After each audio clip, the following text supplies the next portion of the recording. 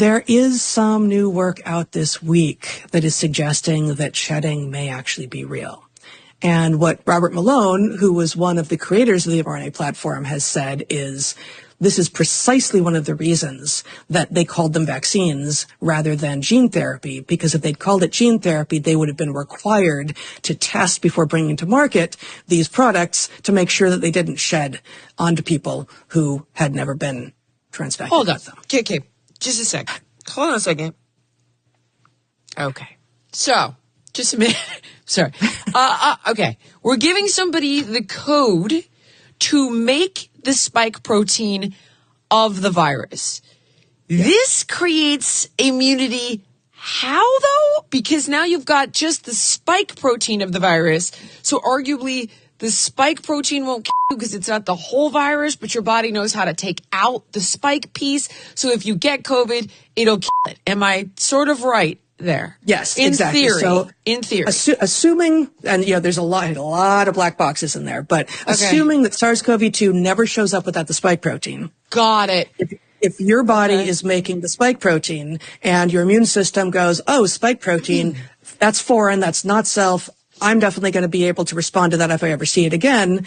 When SARS-CoV-2 shows up covered in spike proteins, your body doesn't notice that it's got the SARS-CoV-2 part that's not the spike protein. Doesn't matter because it's covered in spike proteins. It's going to go after the spike protein. Got it. So that's the logic. And that part of the logic seems kind of elegant with so many caveats. There's no way to make sure that your body stops making this. Right. So you've now got a code to make spike protein that's going into your cells that were perfectly healthy cells, and now they're producing spike protein, and your immune system's like, oh, that cell, which is actually you, but it's now making spike protein, is now recognized as foreign by your immune system, so your immune system starts going after your own cells, which is, not a disaster if it's a, cell in your nose probably, or in your deltoid, but what if it's a cell in your heart? Oh my God. Then you start to have problems because those cells are not going to regenerate well.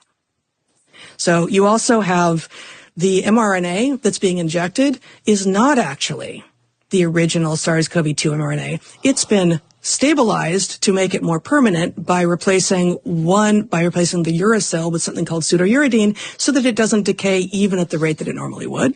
Oh, God. Okay. And one more thing, and there's probably more, but just off the top of my head, the mRNA doesn't tend to exist just in your body. You have these things called RNases, which ACE just is the name for an enzyme that takes apart a thing. So you have these enzymes in your body that take apart RNA when it's just free floating in your body because it's not where it's supposed to be.